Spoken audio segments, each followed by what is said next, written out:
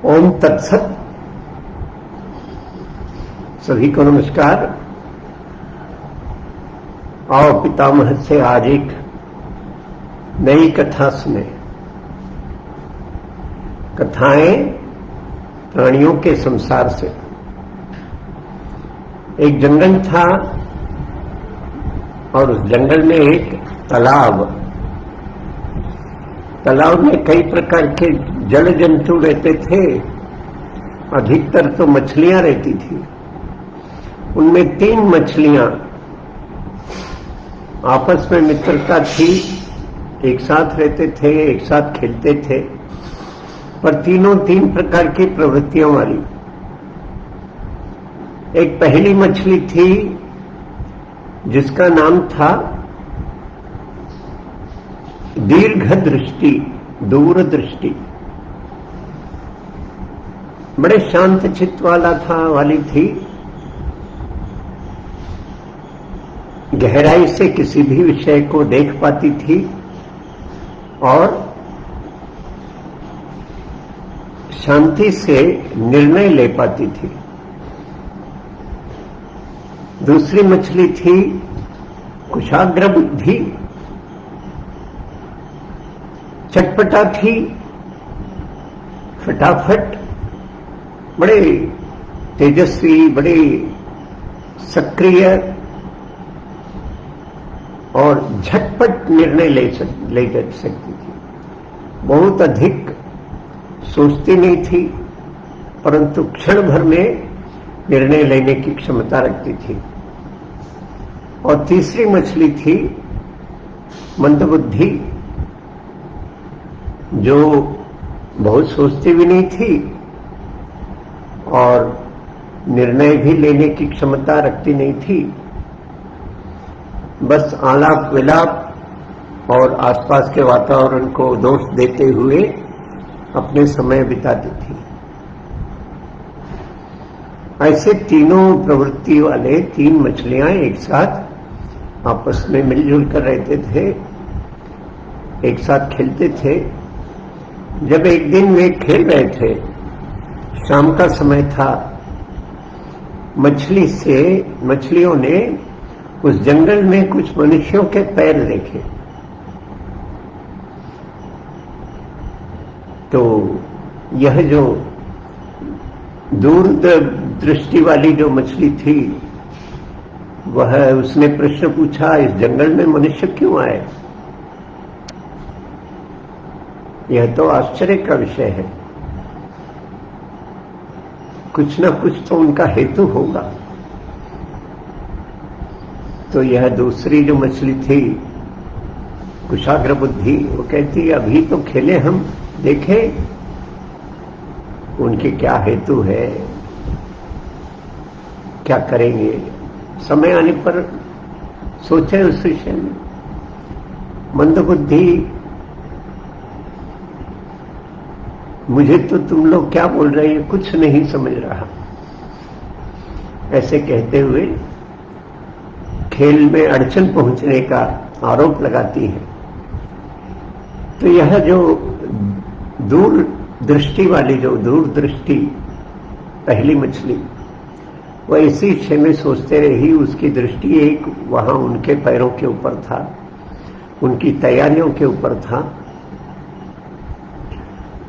तो उसने कहा कि ये अभी जाल बिछाने वाले हैं, कल सूर्योदय के पहले अपने इस तालाब में ये जाल बिछाने वाले हैं और मछलियां और अन्य जंतुओं को अपने जाल में फंसाने वाले हैं। बस हमें पकड़ने के लिए ये जंगल में आए हैं। फिर से कुशाग्र बुद्धि की वही प्रतिक्रिया और मंदबुद्धि की वही प्रतिक्रिया, परंतु यह दूरदृष्टि चैन से रह नहीं सकी। उसने कहा, मैं खेल से बाहर निकलती हूं और आप चाहो तो मेरे साथ चलो।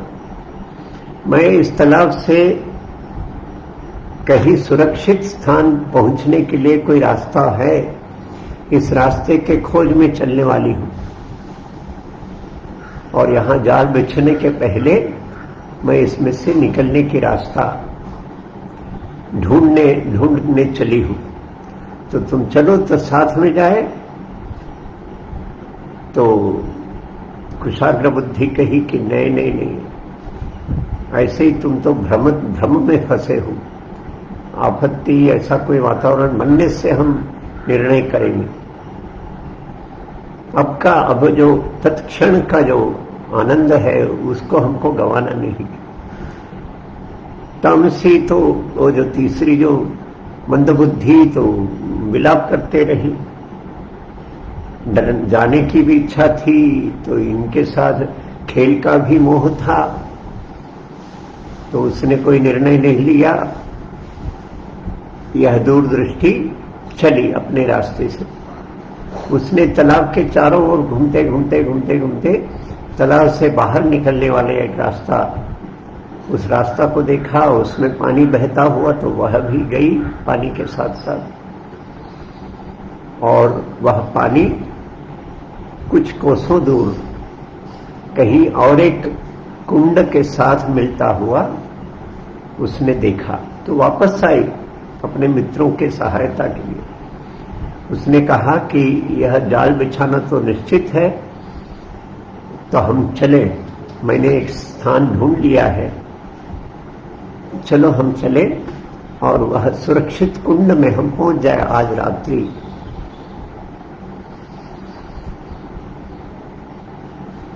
वह तो तैयार नहीं था, वो जो कुशाग्र बुद्धि, मंद बुद्धि तो बस आलस्य में लिपटा हुआ, निर्णय कर नहीं सका, दूसरों की बात मान भी नहीं सका, उसके हठ और स्वयं भी निर्णय नहीं ले सका।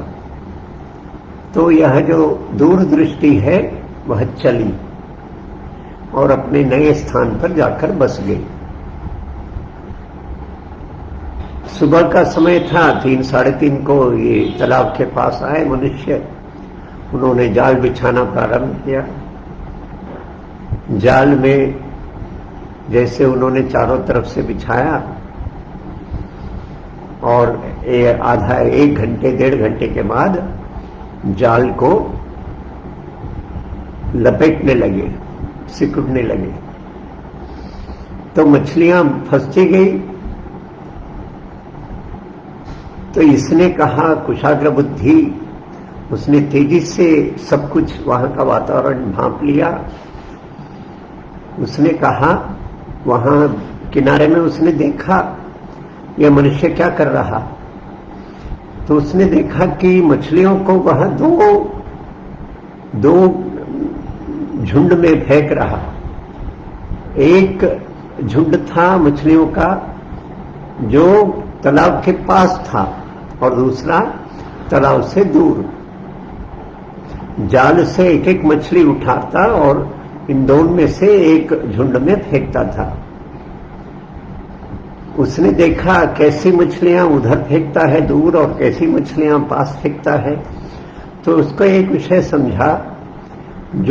वह जब मनुष्य उसे मछली को जाल से निकालता, तो जो मछलियां जीवित थे, तड़पते थे, झटपट करते थे, तो उनको दूर वाले झुंड में फेंकता, और जो मुर्दा हो गए थे, जो मर गए थे, उनको पास वाले उस झुंड में फेंकता था।